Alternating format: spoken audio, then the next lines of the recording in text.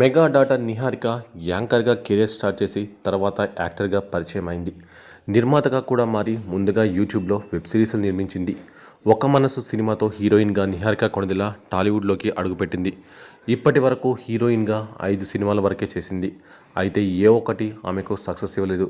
దీంతో హీరోయిన్ పాత్రలని పక్కన పెట్టి నిర్మాతగా బిజీ అయ్యే ప్రయత్నాలు చేస్తోంది.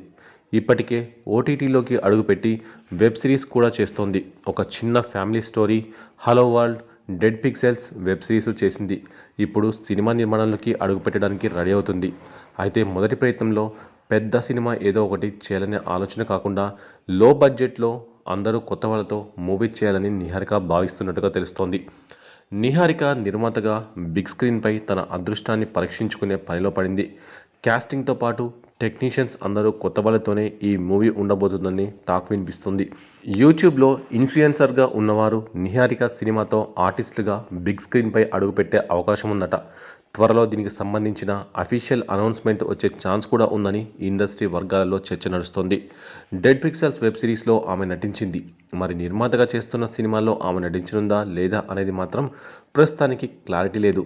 ఒకవేళ నిర్మాతగా సక్సెస్ అందుకుంటే మాత్రం మరిన్ని డిఫరెంట్ కంటెంట్స్తో కొత్త కథలని, టాలెంట్ని ఆమె పరిచయం చేసే అవకాశం ఉంటుంది. నిహారిక సినిమాకు సంబంధించిన ప్రకటన ఎప్పుడు వస్తుందని ఆమె అభిమానులు కూడా ఎంతో ఆశగా ఎదురు చూస్తున్నారు. ఇక నిహారిక 2020 డిసెంబర్లో చైతన్య జొన్నలగడ్డని వివాహం చేసుకుంది. సంవత్సరం పాటు ఈ దంపతుల బంధం సవ్యంగానే సాగింది.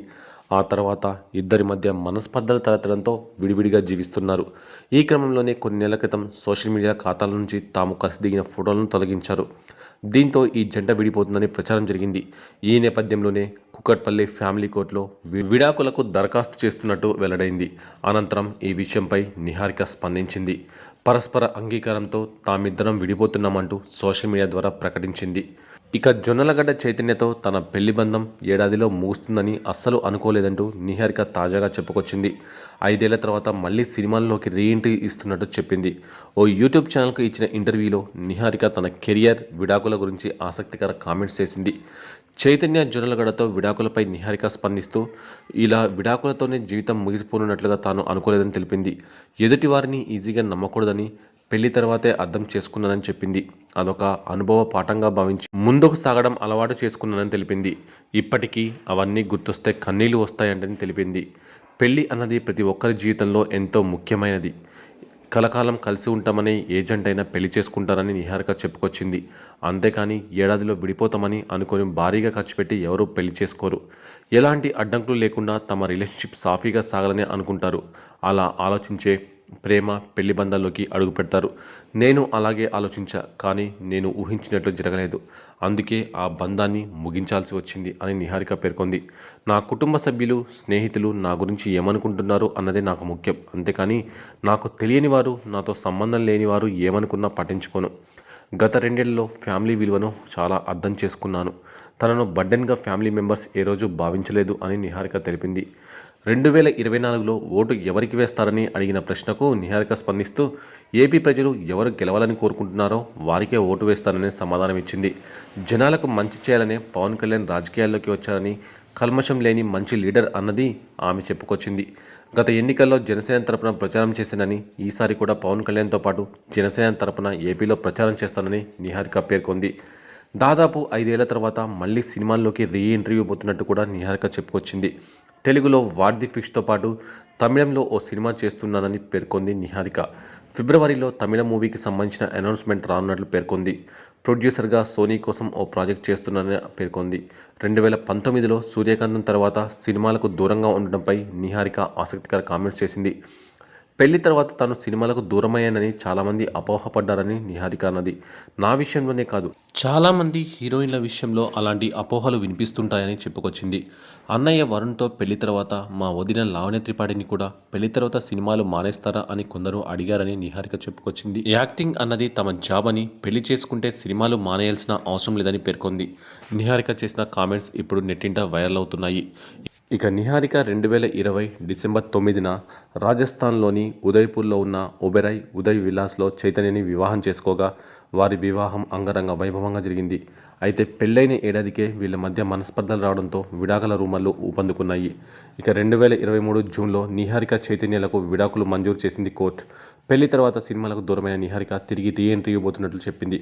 తాజా ఇంటర్వ్యూలో నిహారిక మాట్లాడుతూ, ఇకపై తొందరపాటు నిర్ణయాలు తీసుకోను, స్లో అండ్ స్టడీగా ముందుకు వెళ్తున్నా, వర్క్ పరంగా బిజీగా ఉన్నాను, తమిళ్ సినిమా చేస్తున్నా, ప్రొడక్షన్ కూడా చేస్తున్నా, 5 ఏళ్ల తర్వాత సినిమా చేస్తున్నా, నన్ను నేను థియేటర్స్లో చూసుకొని 5 ఏళ్ళు అయింది, సూర్యకాంతం సినిమా తర్వాత మళ్ళీ సినిమా చేయలేదు అని నిహారిక చెప్పుకొచ్చింది. నాకు ఈ గ్యాప్ రావడానికి కారణం ఏంటంటే నా పెళ్ళి. నాకు పెళ్ళైన తర్వాత సినిమాలు ఆపేయాలని చాలామంది అనుకున్నారు. ఇండస్ట్రీలో ఎలా ఉంటుందంటే ఒక అమ్మాయి పెళ్లి చేసుకుందంటే సినిమాలు చేయదేమా అని అనుకుంటారు. అసలు ఎందుకు ఆపాలి? మా వదిన లావణ్యని కూడా అదే అడిగారు, సినిమాలు చేయడం ఆపేస్తారా అని. పెళ్ళైతే సినిమాలు ఆపేయాలా? సినిమాకి పర్సనల్ లైఫ్కి సంబంధం ఏంటి? 5 ఏళ్ల తర్వాత మళ్ళీ సినిమాలు చేయడం హ్యాపీగా ఉంది. నాకు యాక్టింగ్ అంటే ఇంట్రెస్ట్.